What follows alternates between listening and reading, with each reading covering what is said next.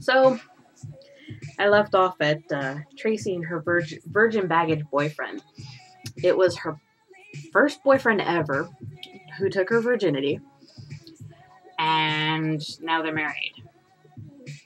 And he really doesn't like her.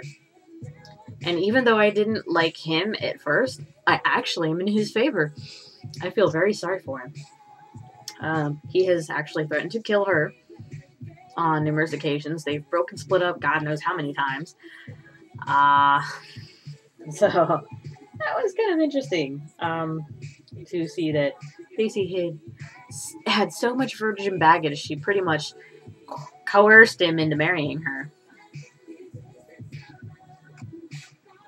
And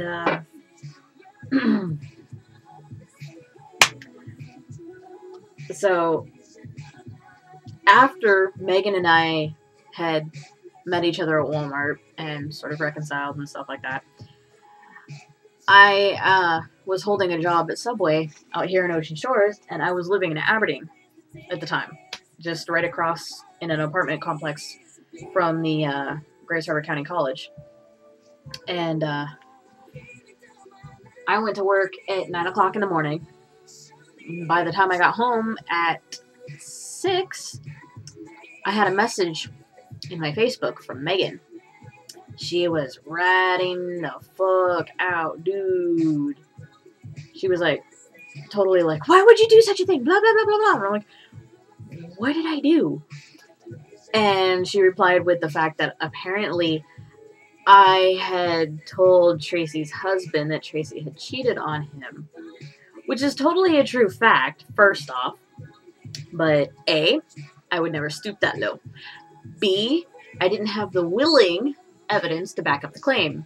Willing evidence being the person that she cheated on her husband with. He was all, well, I don't want to get involved in drama. He was the one who was witness to all of the things that she had stolen from me, that Tracy had stolen from me. And he was the guy that Tracy cheated on her husband with. And yet, anything he could have rectified, he just let it be because he's a coward who's running with his tail between his legs. So that was that. Never able to reconcile with Megan ever again. And got to thinking about it later. That message didn't come from me. It came from a forged Facebook account that had my name. So Tracy had gone through great lengths to create a Facebook account in my name to send a message to her own husband that she had cheated on him. Talk about a roundabout way of confessing.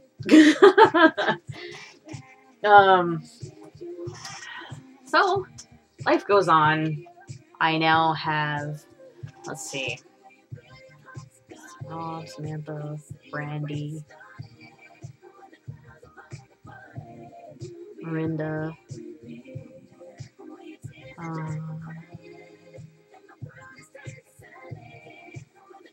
at this point in time, there are only 4 people that I know in real life, face to face, that I'm still friends with. All of my other friends are online. And the biggest reason being because, aside from those 4 people that I had mentioned, everyone has always betrayed me or just turned into complete and utter asinine bitches. So that is why I do not really have friends. I spend my time doing online schooling. I'm ADHD, so I'm multitasking. Or at least attempting to multitask. I immerse myself in anime, video games, music. I don't know if that's audible right now. I'm not going to care about it for right now. I do yard work, I do dishes, I cook, bake, which I love to do. It's a good hobby of mine. Yeah. So, oh, there we go. Sorry, ADHD. I need to put that down. Anyway, life goes on, and yeah. So the last few days have been a real pain in the ass. Got a British stalker that was pretty much forcing me to be his property. Giving me panic attacks while I'm on the freaking road. To the point where I had to pull over for like an hour. In the stress yesterday with court and my sister losing her parental rights, which no one in the community is happy about. I mean, literally, no one's happy about it at all, because everyone can see how wrong this case went. And that was actually the phone call in the last video. That was our friend Phyllis calling. She is a facilitator for the summertime lunch for kids program that is run through the local food bank out of Capelas Beach. And there's a couple of people that work at the local grocery store that know about the case, and Jody, for one, was not happy at all. She's sort of going through the same thing, only she gets to keep custody. She's trying to get rid of the father of the baby that's causing issues. But for the most part, I guess I'm just trying to finish my class and watch a little Xena, a Warrior Princess. I'm in season 5. Immerse myself in some anime like Kokoro Connect, or Sword Art Online. Great shows. Really great. Though Sword Art not that Kokoro Connect, episode 5 looks like it's gonna be a bad episode. We're talking possible Inori suicide. Not cool. Not cool, man. Not cool at all. I guess that's... Oh! Yes! Sunday, I went to a wedding. It was my friend Miranda's wedding. Mimi, congratulations. Great wedding. It was a Celtic wedding. It's the first wedding I've ever attended. Though there was a couple of awkward moments. The first one being the fact that I spotted my ex-girlfriend, who happens to be Miranda's cousin. Yeah. I didn't approach her at first because I was all like, oh crap, so I kind of kept to myself. But when I got inside and I greeted Miranda, she almost started crying. Poor girl, she almost started crying. I hadn't seen her in years, and I was so glad that she invited me to her wedding. And she was saying how glad she was that, you know, I had come to her wedding. And, you know, even though I was a little late due to traffic on Meridian, I still made it for the vows and the I do's. So I caught that part, and I was there for the, you know, after party, up until the dancing started. The first main awkward moment that really struck was after I greeted, you know, the husband, the wife, and the family member, the father and mother of the bride and groom. I was supposed to go sit down at a table. Problem is, I was there by myself.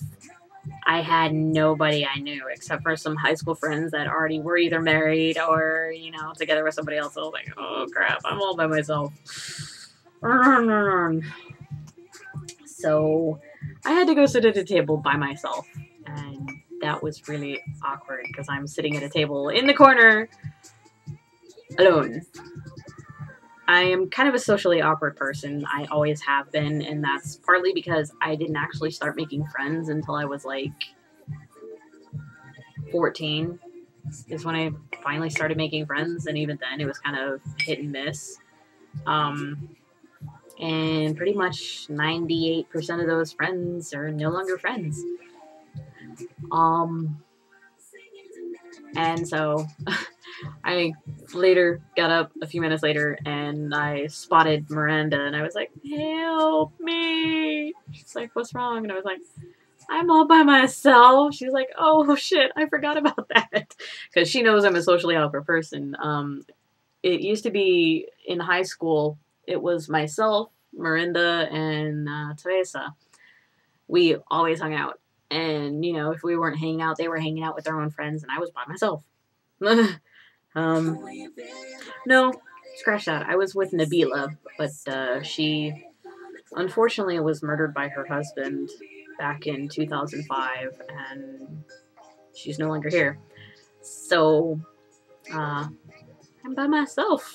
She's like, okay, sit at this table, and it was marked reserved, which is for the family and friends of the bride. And, well, strictly family, not really friends, but I was kind of allowed in, and I was like, yay, thank you so much. And so I sat down at the table, and then in comes Miranda's parents. Sorry, I have a friend named Miranda, and then there's Marinda. The A's and the I's are switched in their names, so I kind of get them mixed up quite often.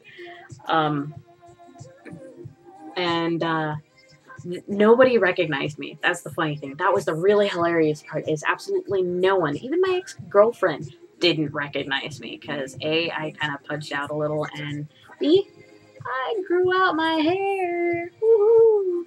I used to have short and spiky hair. I mean, we're talking, I could do a faux hawk with it, you know, about yay high. It's always spiky, and nobody could ever leave my hair alone. In fact, Andra, you were the guiltiest party of playing with my hair. You did it. Absolutely everyone loved my hair for some reason. Nobody could stop playing with it. It was like, get off me! Ah! Anyway,